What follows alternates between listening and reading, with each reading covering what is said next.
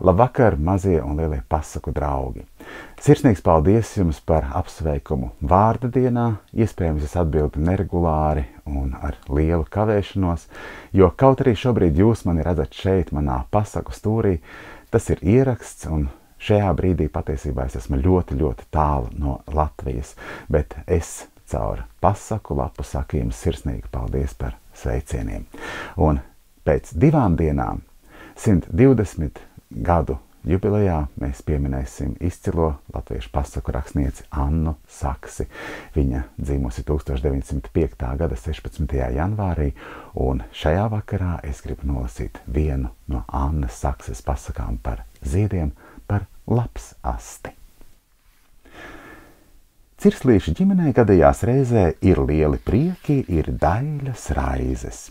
Prieki bija, kad mājas peļu jaunākā meita Strupaste piekrita nākt par sievu viņa vecākiem dēlam Garastim. Raizes sākās, kad vecā pele paziņoja savus noteikumus, bet ja Garastis tos neizpildīšot, tad Strupasti par sievu viņam nemūžam nedošot. Noteikumi bija ļoti smagi. Garastim vajagot kāzu dienā savas mītnes apkārtni nopušķot ar kaķu astēm.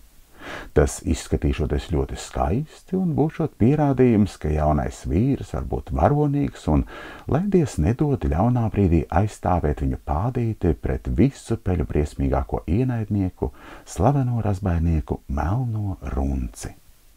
Cirslīšu ģimene dzīvoja Grāvmalas Nātru pudurī, tālu no cilvēku mītnēm, un cik reiži vakaros nebija pārunājuši diez kādi tie kaķi izskatoties, jo nostāsti par viņu briesmu darbiem gan klīda no paudzes uz paudzi, bet savām acīm redzēt dzīvu kaķi nevienam pat vecajiem cirslīšiem nebija gadījies. Un lūk, tev vilka zobs rudzu vārpā, ej nu tieši pirms kāzām meklē kaķus un dabū rokā viņu astes. Nabaga cirslīši jau nezināja, ka brangi noēdušās mājas peles nicināja nabadzīgajās lauķenes un slepenībā vēlējās, lai gaidāmās kāzas izputētu. Un izputēt tās varētu, ja Garasti noķertu kaķis. Garastis tik ļoti mīlēja Strupasti, ka jau sadabūja zobenu, lai ietu meklēt kaķus un nocirstu tiem astes. Kāds no viņam tas zobens bija? Sakaltusi vilka vāles lapa. Bet tā kā viņš kaķi nebija redzējis, tad domāja, ka no šāda zobena cirtiena astes kritīs kā zāle zem izskapts. Garastis būtu aizgājis kaķu medībās, ja māte asarām acīs neizlūgusies, lai kaut vienu dieniņu vēl pagaidot, gan viņa kaut ko pa to laiku sagudrošot. Cirslīšu māte izlīda no nātra pudara un galvu augšu pacēlusi domāja un domāja. Tik stipri domāja, ka purniņš raustījās un ūsas kustējās. Un, ja tik ļoti domā, tad arī rodas padoms. Viņai jāiet pie lapsas. Tā ir viena gudra sieva ar kuplu asti, un, ja viņu ielūgs kāzās, tad var norunāt, lai dāvanas vietā viņa to vakar savu asti pakar nātres zarā. Lapsa padzirdusi, ka Garastis precas ar mājas peles meitu, aplaizījās. Cirslīšus viņa neaiztika, zināja jau, ka tie ir negaršīgi, bet mājas peles, izprašņāja cirslieni, vai daudz līgavas radu sanākšot, un vai nevarot viņa arī bērnus ņemt līdzi, tie visi savas astes sakāršot nātrēs. Tā nu izdarīja. Lapsa un lapsēni ieradās jau laikus, sakāra astes nātru zaros, bet paši aizslēpās aiz akmeņiem, daži ielīt grāvī, teicās nosnausties. Metās jau krēsla, kad Grāvmalas zāle sāka čaukstēt, jo līgavas radi nāca baru bariem.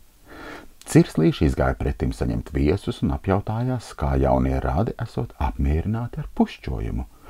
Grezni jau izskatās, galvu grozīdama teica Strupastes māma, bet tādas astes es gan kaķiem neesmu redzējusi. Tās ir meža kaķu astes, skaidroja Garasta māma, un meža kaķi ir daudz bīstamāki par mājas kaķiem. To tikai mans dēliņš var pieveikt tādus briesmoņus, viņa vēl palielījās. Nu, ja man tāds gadītos ceļā, es arī viņam ceļu negrieztu, palielījās Strupastes brālis, jo pirms došanās ceļā bija iekampis no bļodiņas, kas stāvēja zem alus muciņas spundes. Bija viņam to pateikt, kad no grāvja, no liela akmeņa aizmugures izlēca lapsu bariņš un metās virsū cits lielībniekam, cits viņa māmai, cits papam, brālēniem un tantēm. Labi vēl, ka garastis pagos Strupasta ieraut nātru pudrī. Kurš rats izglābies, kuru noķēra lapsas, to Strupasta tā arī neuzzināja. Kad garastis sievai atklāja noslēpumu, Strupaste atriebdamās piesēja lapsu astes cieši pie nātrēm, un tur tās palika uz visiem laikiem. Cilvēki garām iedami ieraudzīja graznās nātris, izraka un iestādīja dārzā. Lapsastes, kaķastes, ziedastes, tā viņi saukā šīs puķes. Mācītie dārznieki gan tā sauc par košumnātrēm, un tie, kas runā latīniski, nepiemin astes, bet saka amarantus. Annai Saksei 16.